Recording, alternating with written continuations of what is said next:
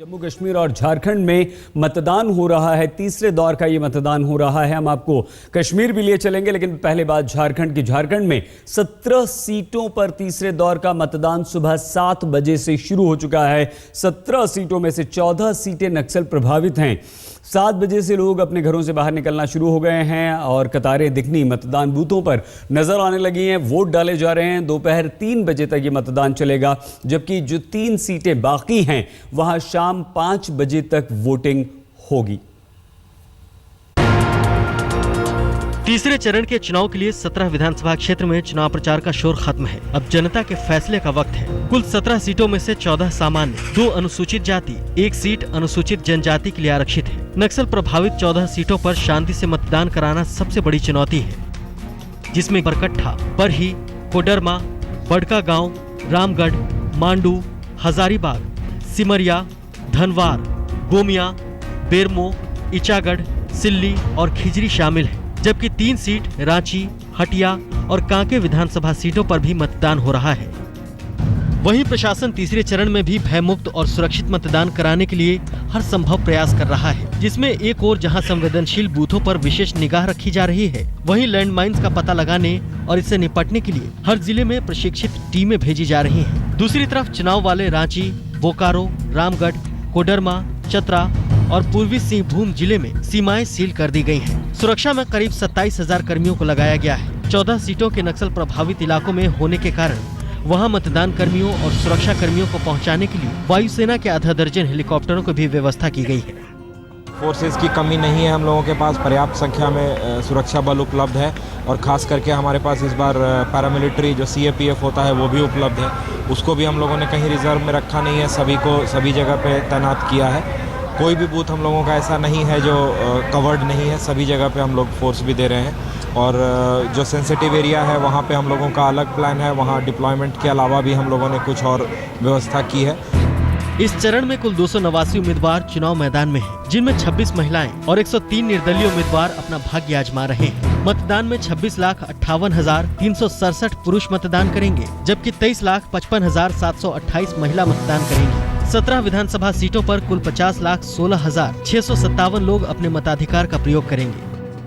बीते लोकसभा चुनाव के दौरान हुए हादसे से सबक लेते हुए पुलिस मुख्यालय ने निर्देश जारी कर कहा है कि नक्सल प्रभावित क्षेत्रों में आवागमन के लिए सुरक्षा बल और कर्मचारी नियमों की कड़ाई से पालन करेंगे, ताकि नक्सलियों के गलत मंसूबे को ध्वस्त किया जा सके। अब तक हुए 2 चरणों के चुनाव में ग्रामीण इलाकों में बम्पर वोटिंग हुई है, जबकि जमशेदपुर सरीखे शहरों में कम मतदान ने शहरी मतदाताओं का चुनाव के प्रति बेरुखी भी उभर कर सामने आई है। बीते 2 चरणों में झारखंड के ग्रामीण इलाकों में मतदान का प्रतिशत तो जरूर बढ़ा, लेकिन शहरी इलाकों में मतदान के प्रतिशत में कमी भी देखी गई।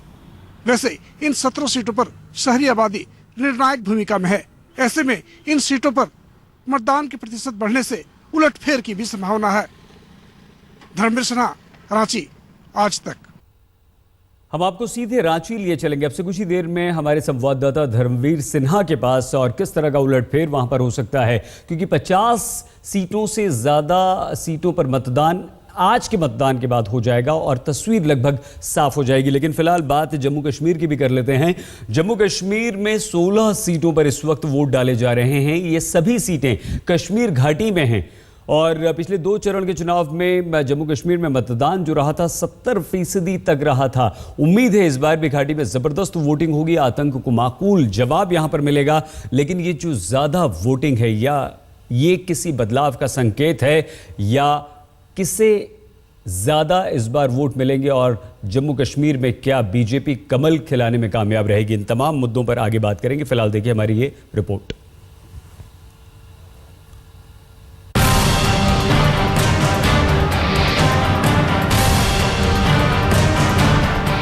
ताबड़तोड़ आतंकी हमले और 2 दौर के जबरदस्त वोटिंग के बीच जम्मू कश्मीर में तीसरे चरण के चुनाव के लिए मतदान जारी है। तीसरे चरण के लिए कश्मीर घाटी में 3 जिलों के 16 विधानसभा सीटों पर मतदान हो रहा है। सभी क्षेत्रों में सुरक्षा व्यवस्था कड़ी कर दी गई है। बारामूला जिले में उरी, रफियाबाद, सोपोर, संगरमा, बारामूला, गुलमर्ग, पत्तन, बडगाम जिले में चंदूरा, बडगाम, बीरवाह, खान साहिब और चरारे शरीफ, पुलवामा जिले में त्राल, पंपोर, पुलवामा, और राजपुरा विधानसभा क्षेत्रों में मतदान हो रहा है। राज्य में हाल ही में हुई हिंसा के बावजूद राजनीतिक दलों और जम्मू कश्मीर की आवाम ने पूरी ताकत से आतंक का जवाब दिया। 2 चरण के चुनाव में बम्पर वोटिंग हुई, जहां पहले चरण में 70% लोग अपने घरों से निकले, वहीं दूसरे चरण के चुनाव में 71% लोगों ने बुलेट का जवाब बैलेट से दिया। तीसरे चरण के मतदान में मुख्यमंत्री उमर अब्दुल्ला सहित कई पूर्व मंत्रियों और विधायकों की किस्मत पर फैसला होगा। कुल 144 प्रत्याशियों का राजनीतिक भविष्य ईवीएम में कैद हो जाएगा। चुनाव में 6,51,245 महिलाएं, जबकि 7,17,857 पुरुष मतदाता समेत कुल 13,69,102 मतदाता अपने मताधिकार का प्रयोग करेंगे। सबसे ज्यादा उम्मीदवार सोपोर विधानसभा क्षेत्र से हैं, जबकि 12 उम्मीदवार रफियाबाद और पत्तन से मैदान में उतरे हैं। बारामूला से 11, संगरमा और पुलवामा विधानसभा क्षेत्र से 10-10, गुलमर्ग, चरारे शरीफ और राजपुरा से 8, बडगाम, चंदूरा और त्राल से 7-7, पंपोर, खान साहिब और बीरवास से 6, उरी से 5 उम्मीदवार मैदान में हैं। लोकतंत्र के इस पर्व में जम्मू कश्मीर की जनता ने 70% से ज्यादा वोटिंग कर जता दिया है कि वो बदलाव चाहती है, विकास से जुड़ना चाहती है, उसे रोजगार भी चाहिए और शांति भी। जाहिर है आतंकी हताश है। वोटिंग के बाद से लगभग रोज आतंकी घटना हुई है। 10 दिनों में 14 हमले हुए हैं। इनमें 16 जवान शहीद हुए हैं, 20 आतंकी और 7 नागरिक मारे गए हैं।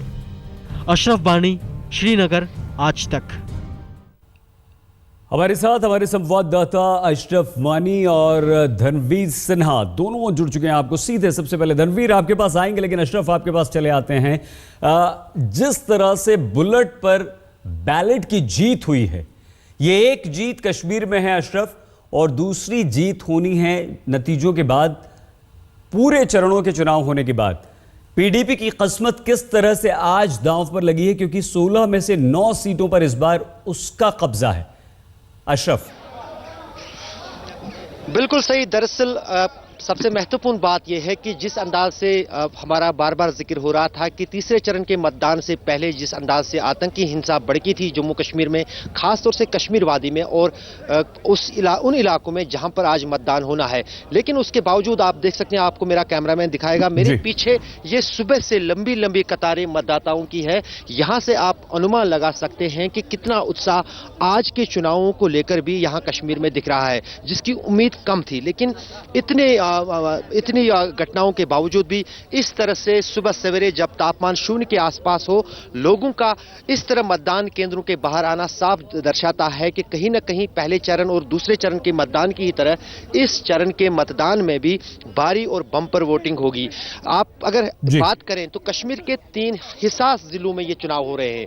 बारामूला, जहां पर बारामूला जो नियंत्रण रेखा से कुछ इलाका आता है, उसके बाद पुलवामा जो सबसे ज्यादा सेंसिटिव माना जाता है कश्मीर वादी में, और फिर बडगाम। तो इन तीनों जिलों की 16 विधानसभा सीटों पर चुनाव हो रहा है। और जम्मू कश्मीर के मुख्यमंत्री की किस्मत भी आज दांव पे है। वो बडगाम जिले के ही बीरू जो है उस विधानसभा क्षेत्र से चुनाव लड़ रहे हैं। उनके 3 सहयोगी मंत्री भी चुनाव मैदान में है इस चरण में, और उनके साथ साथ 138 उम्मीदवार। लेकिन लगातार सुबह से हम देख रहे हैं कि जो दिन आगे बढ़ रहा है तो मतदान केंद्रों के बाहर भारी तादाद में लोग जो आ रहे हैं, और कहीं ना कहीं अब साफ है कि वो अब बैलेट पे ही भरोसा कर रहे हैं बुलेट के बजाय। बिल्कुल अशरफ, और पिछले 2 दौरों में जो मतदान हुआ था जम्मू कश्मीर में, वो 70% था। एक बहुत बड़े बदलाव का संकेत यहां पर है। धर्मवीर सिन्हा हमारे संवाददाता रांची से इस वक्त हमारे साथ जुड़ चुके हैं। पूर्व मुख्यमंत्री बाबूलाल मरांडी की किस्मत का फैसला भी होना है। 14 सीटें धर्मवीर जो हैं वो नक्सल प्रभावित हैं, और आज के मतदान के बाद क्या ये स्वरूप कम से कम तय हो जाएगा कि किस तरह का मतदान और किस पक्ष में, किस तरफ मतदाताओं का रुख नजर आ रहा है? क्या आज के बाद हम ये कुछ समझ पाने की स्थिति में हो पाएंगे? धर्मवीर।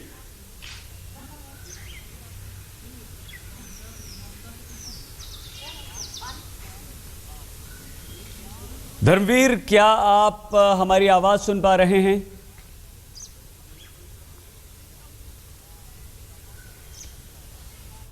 हमारा संपर्क हमारे संवाददाता धर्मवीर सिन्हा से इस वक्त नहीं हो पा रहा है। आगे हम आपको दोबारा वहां पर लिए चलेंगे, लेकिन हमारे एक और संवाददाता इस वक्त हमारे साथ हैं। हजारीबाग से रोहित हमारे साथ हैं। रोहित, किस तरह का मतदान इस वक्त चल रहा है और क्या स्थिति है इस इलाके की, और सुरक्षा के जो इंतजाम किए गए थे उसमें क्या अभी तक हम पूरी तरह से कामयाब होते हुए नजर आ रहे हैं? रोहित,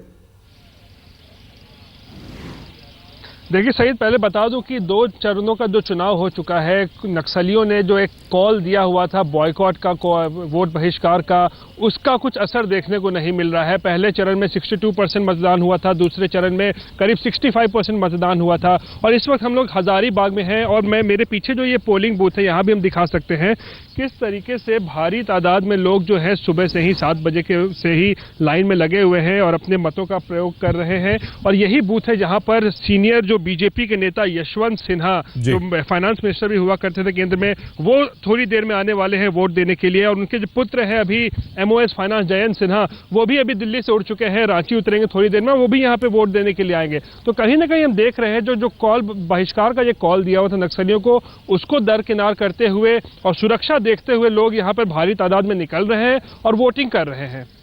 ये लोकतंत्र की बड़ी जीत है रोहित। दोबारा हम आपके पास आएंगे, बने रहिए हमारे साथ। लेकिन हम आगे बढ़ने से पहले जरूर आपको बता दें कि जम्मू कश्मीर और झारखंड दोनों जगह 14 सीटें झारखंड में नक्सल प्रभावित हैं, लेकिन बहिष्कार के बावजूद लोग वहां पर निकल रहे हैं। और यही हाल पहले और दूसरे दौर में हमें जम्मू कश्मीर में देखने को मिला था। अलगाववादी संगठनों और आतंकवादियों के बहिष्कार के बावजूद जबरदस्त वोटिंग हुई थी, 70% तक।